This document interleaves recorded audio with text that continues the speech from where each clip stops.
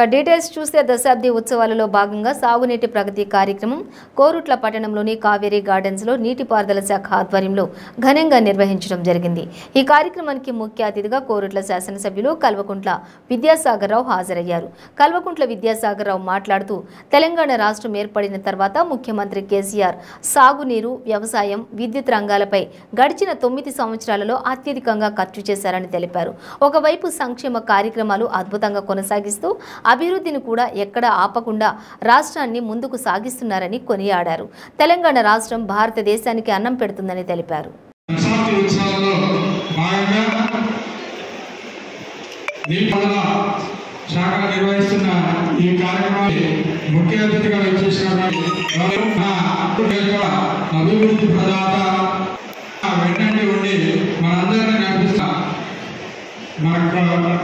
శాసనసభ్యులు శ్రీ కల్వకుంట్ల విద్యాసాగర్ రావు గారికి నమస్కారం తెలియజేసుకుంటూ, అలాగే అడిషనల్ కలెక్టర్ గారికి, ఆర్డీఓ గారికి, వేదికను అలంకరించిన పెద్దలందరికీ పేరు పేరున నా హృదయపూర్వక నమస్కారాలు తెలియజేసుకుంటున్నాం।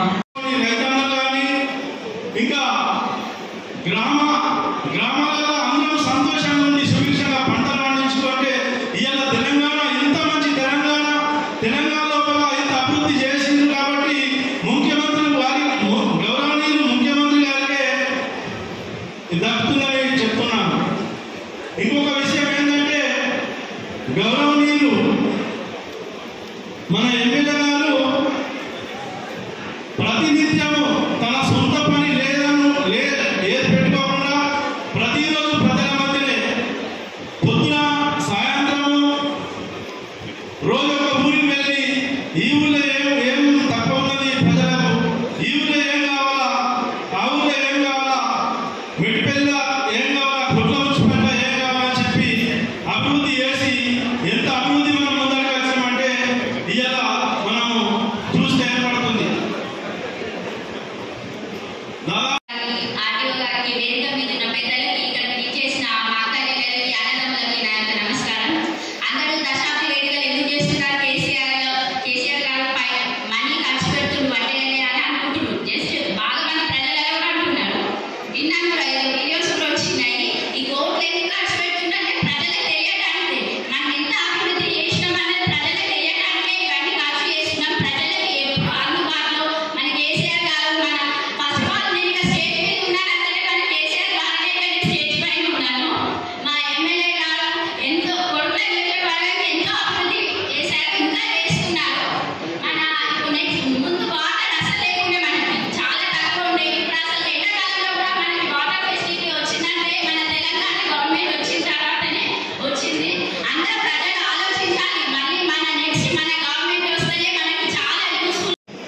ఈ తెలంగాణ విజయాన్ని సాధించడానికి ఒక మూల కారకమైంది। దాన్ని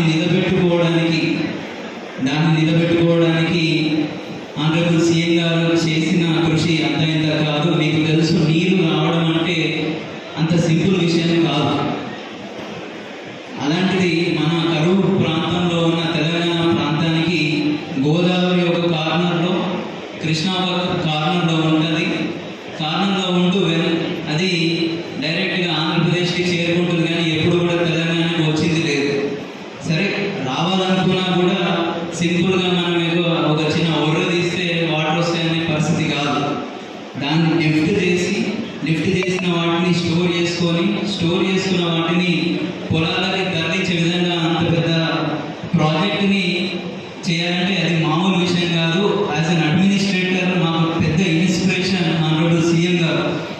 అది అంత ఈజీ కాదు। గౌరవ డిప్యూటీసీ సంగారెడ్డి శ్రీనివాస్ రెడ్డి గారు, జిల్లా రైతు సంఘం అధ్యక్షులు వెంకటరావు గారు, వేదిక మీద ఉన్న అధికారులకు, మా ఈ గారికి, ఇరిగేషన్ ఈ గారికి, వారి డిపార్ట్మెంట్ వారి సిబ్బందికి, ఏలకు, డిఈకి, అదేవిధంగా ఈ కార్యక్రమంలో ఉన్న రైతు సోదరులకు, మా మహిళా సోదరిమణులకు, పాత్రికేయ సోదరులకు, ఎలక్ట్రానిక్ సోదరులకు, ప్రతి ఒక్కరికి నా యొక్క ఈ దశాబ్ది ఉత్సవాల శుభాకాంక్షలు తెలియజేస్తూ, మరి చాలా విషయాలు తెలియదు కాదు।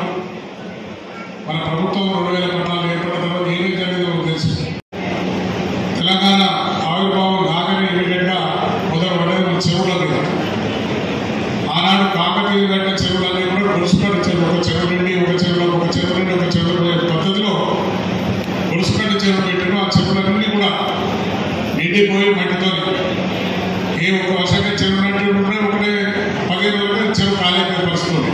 అటువంటి దాన్ని పూడుగా తీసి కోట్ల రూపాయలతో ప్రతి చెరువులు కూడా ఒక ఊళ్ళో 2 ఉంటే 2, 3 ఉంటే 3 దఫాలలో మొత్తం చెరువులను పూర్తి చేస్తున్నాం. ఇప్పుడు చూస్తున్నాం చెరువులు, ఆనాడు చూసిన చెరువు చూసిన ఆనాడు పశువులకు కూడా నీళ్ళు తాగే పరిస్థితి లేకుండా నీళ్ళు ఉండకపోతుంది చెరువులలో. ఇవాళ ఎక్కడ ఏ చెరువు చూసినా వర్షాకాలంలో కదా నీళ్ళు ఎప్పుడైతే వర్షాకాలంలో చెరువు పెడతాయో ఆ విధంగా కనిపించారు కదా.